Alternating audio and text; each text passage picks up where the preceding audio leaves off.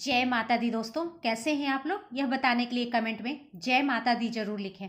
माता रानी सबका कल्याण करेंगे। दोस्तों, आज के इस वीडियो के माध्यम से हम बताएंगे कि साल 2021 में उत्पन्ना एकादशी कब है। उत्पन्ना एकादशी 30 नवंबर को है या 1 दिसंबर को है। इसकी सही दिनांक एवं तिथि बताएंगे, पूजा की विधि बताएंगे, व्रत की कथा बताएंगे, उत्पन्ना एकादशी का व्रत करने का क्या महत्व है, कौन से पुण्य फल की प्राप्ति होती है। साथ ही साथ हम पूजा का शुभ मुहूर्त भी बताएंगे। वीडियो स्टार्ट करने से पहले आप लोगों से रिक्वेस्ट है, अगर अभी तक आपने मेरे इस घरेलू खबर चैनल को सब्सक्राइब नहीं किया है तो चैनल को सब्सक्राइब करेंगे। वीडियो पसंद आएगा, वीडियो को लाइक करेंगे और जितना ज़्यादा से ज़्यादा हो सके मेरे इस वीडियो को शेयर करेंगे। आपको बता दें कि उत्पन्ना एकादशी का व्रत मार्गशीर्ष माह के कृष्ण पक्ष की एकादशी को रखा जाता है। उत्पन्ना एकादशी का हिंदू धर्म में विशेष महत्व है। पौराणिक मान्यताओं के अनुसार इसी दिन एकादशी माता का जन्म हुआ था, इसलिए इसे उत्पन्ना एकादशी के नाम से जाना जाता है। देवी एकादशी को सृष्टि के पालनहार श्री हरि विष्णु की ही एक शक्ति माना जाता है। कहते हैं कि इस दिन माँ एकादशी से उत्पन्न होकर अति बलशाली और अत्याचारी राक्षस मूर का वध किया था। मान्यता के अनुसार इस दिन स्वयं भगवान विष्णु ने माता एकादशी को आशीर्वाद देते हुए इस व्रत को पूजनीय बताया था। उत्पन्ना एकादशी का व्रत पूरे नियम, भक्ति भाव और विश्वास के साथ रखा जाता है। इस व्रत को रखने से धर्म और मोक्ष फलों की प्राप्ति होती है। मान्यता है कि उत्पन्ना एकादशी का व्रत रखने का फल अश्वमेघ यज्ञ, कठिन तपस्या और तीर्थ स्थानों में स्नान दान करने से मिलने वाले फलों से भी ज़्यादा अधिक होता है। यह व्रत रखने से मन शांत होता है, शरीर को स्वस्थ बनाता है और हृदय को शुद्ध करता है। इतना ही नहीं, जो लोग एकादशी का व्रत करने के इच्छुक हैं और एकादशी व्रत की शुरुआत करना चाहते हैं, उन्हें उत्पन्ना एकादशी से ही व्रत की शुरुआत करनी चाहिए।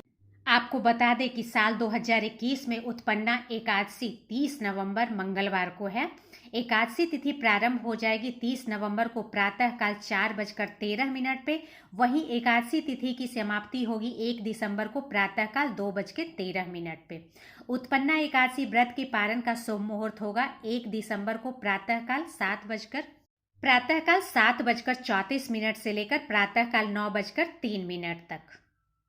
उत्पन्ना एकादशी व्रत की पूजा की विधि क्या है? तो एकादशी व्रत के नियमों का पालन दशमी तिथि से ही शुरू हो जाता है। दशमी तिथि को आप शुद्ध सात्विक भोजन करें, प्याज लहसुन के बिना। व्रत करने वाले जातक को दशमी की रात को सात्विक भोजन ग्रहण करके अगले दिन एकादशी तिथि को सूर्योदय से पहले उठकर स्नान के बाद व्रत का संकल्प लेना चाहिए।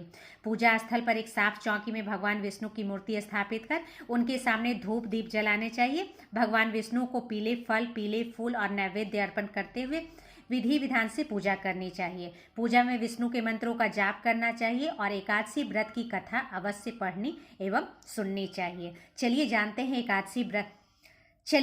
हैं उत्पन्ना एकादशी व्रत की कथा क्या है।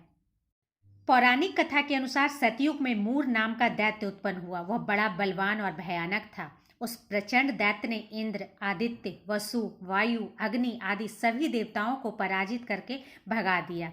तब इंद्र सहित सभी देवताओं ने भयभीत होकर भगवान शिव से सारा वृतांत कहा और बोले, हे कैलाशपति, मूर दैत्य से भयभीत होकर सब देवता मृत्युलोक में फिर रहे हैं। तब भगवान शिव ने कहा, हे देवताओं, तीनों लोक के स्वामी, भक्तों के दुखों का नाश करने वाले भगवान विष्णु की शरण में जाओ, वही तुम्हारे दुखों को दूर कर सकते हैं। शिव जी के ऐसे वचन सुनकर सभी देवता क्षीर सागर में पहुंचे।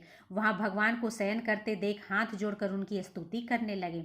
हे देवताओं द्वारा स्तुति करने योग्य प्रभु, आपको बारंबार नमस्कार है। देवताओं की रक्षा करने वाले मधुसूदन, आपको नमस्कार है। आप हमारी रक्षा करें।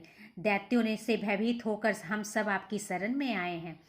इंद्र के ऐसे वचन सुनकर भगवान विष्णु कहने लगे, हे इंद्र, ऐसा मायावी दैत्य कौन है जिसने सब देवताओं को जीत लिया? उसका नाम क्या है? उसमें कितना बल है और किसके आश्रय में है तथा उसका स्थान कहाँ है? यह सब मुझे कहो।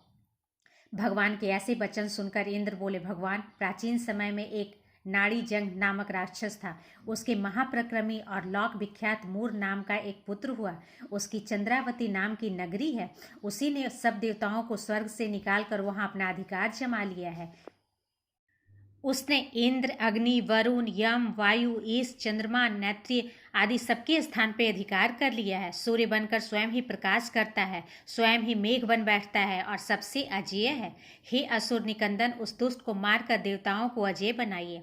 यह वचन सुनकर भगवान ने कहा, हे देवताओं, मैं शीघ्र ही उसका संहार करूंगा। तुम चंद्रावती नगरी जाओ। इस प्रकार कहकर भगवान सहित सभी देवताओं ने चंद्रावती नगरी की ओर प्रस्थान किया। उस समय दैत्य मोर सेना सहित युद्ध भूमि में गरज रहा था। उसकी भयानक गर्जना सुनकर सभी देवता भय के मारे चारों दिशाओं में भागने लगे। जब स्वयं भगवान रणभूमि में आए तो दैत्य उन पर भी अस्त्र शस्त्र आयुध लेकर दौड़े। भगवान ने उन्हें सर्प के समान अपने बाणों में विंध डाला। बहुत से दैत्य मारे गए, केवल मूर बचा रहा। वह अविचल भाव से भगवान के साथ युद्ध करता रहा। भगवान जो भी तीक्ष्ण बाण चलाते वह उसके लिए पुष्प सिद्ध होता। उसका शरीर छिन्न भिन्न हो गया, किंतु वह लगातार युद्ध करता रहा। दोनों के बीच मल्लयुद्ध भी हुआ। 10,000 वर्ष तक उनका युद्ध चलता रहा, किंतु मूर नहीं हारा। थक कर भगवान बद्रिकाश्रम चले गए। वहाँ हेमवती नामक सुंदर गुफा थी। उसमें विश्राम करने के लिए भगवान उसके अंदर प्रवेश कर गए। यह गुफा 12 योजन लंबी थी और उसका एक ही द्वार था। विष्णु भगवान वहाँ योग निद्रा की गोद में सो गए। मूर भी पीछे पीछे आ गया और भगवान को सोया देखकर मारने को उद्यत हुआ। तभी भगवान के शरीर से उज्ज्वल कांतिमय रूप वाली देवी प्रकट हुई। देवी ने राक्षस मूर को ललकारा, युद्ध किया और उसे तत्काल मौत की घाट उतार दिया।